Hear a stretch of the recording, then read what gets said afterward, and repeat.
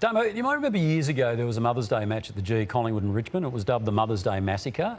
Well, Richmond was figuring in a Mother's Day Eve massacre last night at the MCG, and it wasn't pretty, was it? No, it wasn't, TJ. And the effort from Richmond was really off, and we're going to get some vision shortly. So I was really surprised to hear Adem Yze speak like this after the game.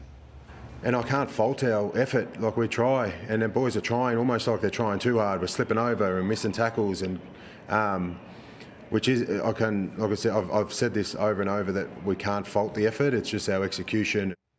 Can't fault the effort. Well, I can. I can absolutely fault the effort. I couldn't believe it. I think he's got to get a bit nastier, Adem Yze. It's all been him taking responsibility. He said it a couple of times in his post-match media conference that I can't fault the effort. Well, there's some of the effort. 20 tackles to half-time in that game, minus 13 in tackles, despite them having about 100 less disposals in the game. So let's go to the vision and have a look at what went on in terms of their effort. These are all chains that are going to lead to score. So you saw Bolton miss the tackle there. We're seeing players way behind their opponents and trailing. Let's highlight Norton and Rioli as they come into screen here. Look at Norton start behind Nankervis and Rioli there. Who ends up with that footy? Well, Aaron Norton, because he worked so much harder than any Richmond defender. I think their pressure is off. I think their ability to defend in transition is off.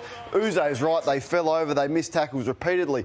Prestia and Treloar, English and Nankervis. You watch where this ball goes and who bobs up inside forward 50 to kick this goal. So Nankervis has already dropped off English. He gets the tap to Treloar, who started on Prestia. Yeah, freak goal, awesome, but Prestia should have been on Treloar and Nankervis should have been on English. He's on the ground. He's on the ground, Adem Treloar. Just watch him. Don't take your eyes off Treloar. He gets up, runs through 3 Richmond opponents. Once again, poor tackle from Bolton. And look at him. Just like a hot knife through butter, Lordo. There it is, just slicing through the opposition. Lost and falls over again. And another one here. Like Prestia, that's the best player in the game. And Dion Prestia's going, no, I'm going to win it. And Treloar just out of the stoppage again. So if Adem Yze really reviews that tape, I think he can fault the effort. All right, and we'll certainly be pumping the Bulldogs up accordingly a little later on in the program. But Damo, I know that dynasties don't last forever, but the dismantling and the crumbling of the Richmond dynasty has just been so rapid. Yeah, it's well put, TJ. There's genuine cause for concern as to what now lies ahead. We now know that Brendan Gale is going to do what had long been mooted, that be the head of the Tasmanian licence. So that will happen at the end of the year. So yeah, add that leadership coming out of the football club to the exits of Damien Hardwick, who just bailed last year. He was halfway, or 18 months into a 3-year contract extension, just took off. And look, there's no sugarcoating that. He realised what was happening. He went and took the Gold Coast job. Well done to him. But Peggy O'Neill prior to that, you then had the retirements, Brownie, of Trent Cotchin and Jack Revold. But the exit, TJ, of Brendan Gale is the biggest worry, because they now need to find the 2024 equivalent of Brendan Gale when he first walked into that club and gave it some surety around its future. He helped set up that dynasty, but it's not there now. And watching what Kane just said about Adem Yze, he's going to need all the help he can possibly get at a time when people like Brendan Gale and others are just leaving the place. But there are good potential CEOs in the system. Like either of your brothers, I reckon, could step into a role like that. I mean, there are good potential CEOs with fresh ideas, fresh blood. It's not as if they're jumping ship though, Damo. They've given great service to that football club. Granted, he chose to stay by way of contract until the end of this season. Damien Hardwick, and it's given them 3 premierships, which they haven't had any success for a long time. But Nathan, with all due respect to Damien Hardwick, if he had been sitting in on that media conference, he was spent, couldn't go on anymore, and then how long before he bobbed up on the Gold Coast? It was done before that conference, wasn't it, TJ? At least by way of a nudge, wink, wink. Hey, you exit Richmond. So that's what Damien. Again, I don't hold that against him. And the writing's been on the wall for a long time for Brendan Gale leaving. He was going to take the AFL You can't say... job. No, none of this is personal about these people. They all make decisions which I think are valid in their own lives, but it leaves Richmond in a really precariously placed position. We were at the game last night. At half-time, the siren went. There was only 30,000 Richmond people there at a home game, and you could have heard a pin drop. They were just... And then they started leaving halfway through the third quarter. So that was really... indictment. They've had a great time of it, but I'm with Damo. It's a really, for Adem Yze, I worry for him because it couldn't be tough coaching a tougher side at the moment. And I reckon what you're saying there about the Richmond supporters is unusual, because even in bad times, Richmond supporters were renowned for staying the distance and being there. And if you can only get 30,000 and most of them left, or some left at half time, then there are big issues. And just last one on Kane's point, Lee Matthews often says you speak to your players, and I wanted to hear him say last night that is unacceptable, that performance, because it was one of the worst performances I've seen in terms of lack of effort. You're 100% right. And he didn't speak to that. You know, I think Sam Mitchell a month ago said, we're not going to tolerate this anymore. And the things turn around, whereas if Richmond players think, OK, we were OK, well, then nothing's going to change. And it was a great night too for the Western Bulldogs. Not so much for the Tigers as we reflect on that via these scores. Yeah, we've been through in depth about what Richmond served up last night, but it's all about the Western Bulldogs. So the positives were that their forward line function, they had 23-8 inside 50s early, and the writing was on the wall. Norton kicked 4, Sam Darcy kicked 4. Treloar just an accumulator. Ed Richards through the midfield. He's been in there 3 weeks there. That was his best game. Bontempelli was good, but the man who joins us, he had a feast as well. 27 disposals and also 4 goals to go with it. The former Demon, James Harms, joins us on the Sunday Footy Show. Congratulations last night, Harms. What's the big difference coming from Melbourne to the Western Bulldogs? Thanks, Brownie. Not a whole lot, really. Just they're pretty similar clubs, just different faces. But obviously, we probably started the year a bit slower than we'd like.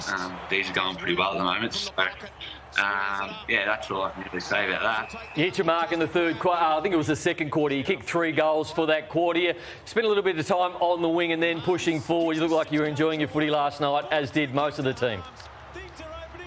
Yeah, it's obviously, as I said before, a pretty of a slow start to the year. So to go out there and do what we did, really builds confidence within the group. And it was nice to kick a few. It's been a while since I've had a good game at AFL. So, it's good. It's an unbelievable performance, 27-4. What a day out. Hey, I'm just interested in your views on the list. There's been a lot that has been spoken about it. You've been around footy for a long time. I watched you play last night. I think you've got everything that you need to really compete, perhaps even in a prelim final this year, the Dogs. But for whatever reason, against good sides, it hasn't worked. What's your view on how good your list is? I think we've got an unbelievable list. You look at the plays across the board. Our forward line stacks up with most teams. Our midfield's probably one of the best in the comp, and we've got some good young backs coming through. So I guess it just for us is, being consistent week in, week out. And hopefully after the weekend we can take some confidence out of that game and, really start to hit our stride. Thought the first quarter, I was really surprised. You had Jamarl Ugle-Hagan the deepest, and you went wide to him. He's not the big pack mark that Darcy and also Aaron Norton are. So I thought you fixed that up after quarter time. Was that adjusted or just the way it played out? Because I think with those 2 big, strong players deep, you found out the smaller Tiger defenders.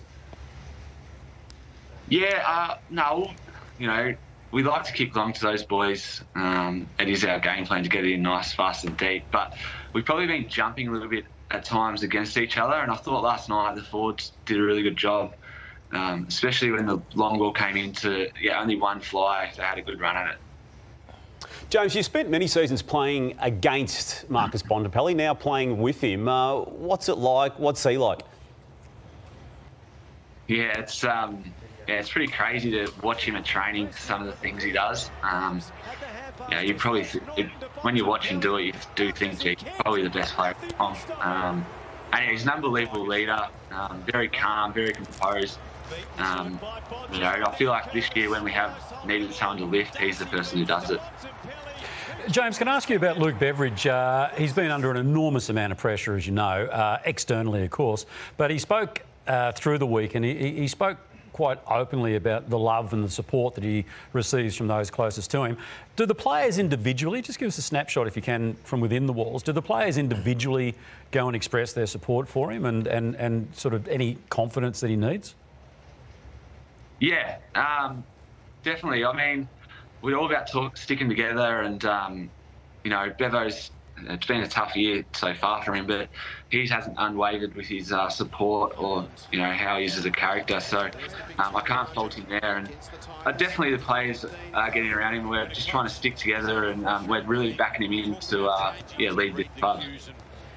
Ed Richards has been in the midfield for about 3 weeks now, and it's a different type of midfielder. I mean, the Dogs' midfield has been pretty set for a long time, but he just adds that little bit of X factor. He's such a beautiful kick, but he's non-conventional like some of the other midfielders. How do you see his game, and how did you see his game before you got to the football club?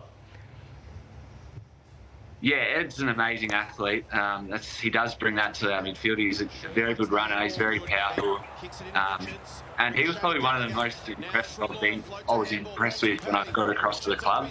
You probably don't realise how good he is until you watch him train and how hard he works. And yeah, as you said, he's got a lovely kick. So it was good to that last night. So just following up from Kane's question, just to finish. So you think you've got an unbelievable list? So you'd say you're underachieving right now because you've got a really tough run coming up, starting with the Giants this week. You've got Collingwood, you got Brisbane, those sort of teams coming up.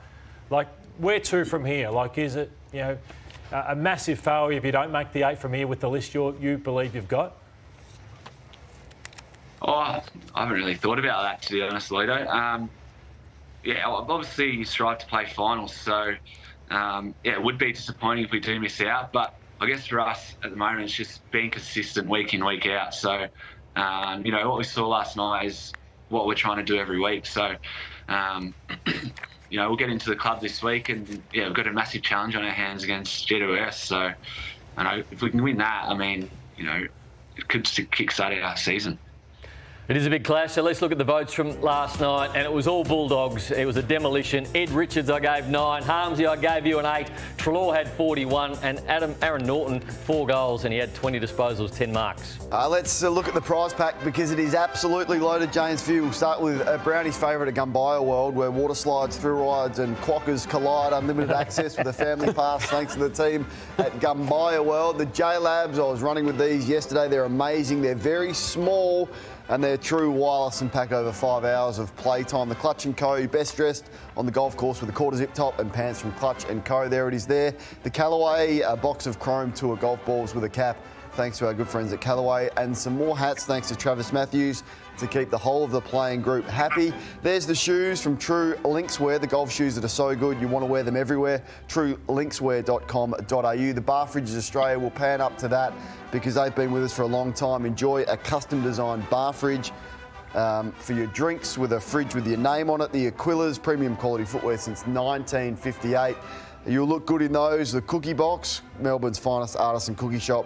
Treat yourself to a special delivery thanks to Cookie Box. Let's move on to Platform 28. A meal with our friends at Platform 28 because it is the best pub in the Docklands. $11 soup. The Rick's Eyewear, especially the Soho Cherries. Check them out at rickseyewear.com.au. And finally, St. Goliath. Elevate your wardrobe with the latest streetwear style from St. Goliath. Geez, the chomps are looking good today too, aren't they? Big chompers. Yeah, I know. You're like every footballer has their idol. You're my idol when it comes to teeth, I've got to say. I was going to say that, Chompers. No, you are the original and the best, I'll tell you what. Hey, what are you doing for Mother's Day? I'm actually heading down to the VFL to watch the boys play. Caught up with my mum on Friday night, and seen her last night at the game. So, not too much. All right, do you want to give her a shout out now? Yeah, shout out to you, Jenny H. I love you.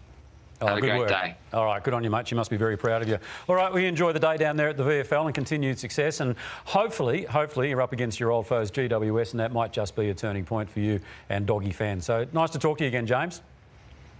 Thanks, Chompers. All right. Look after those teeth.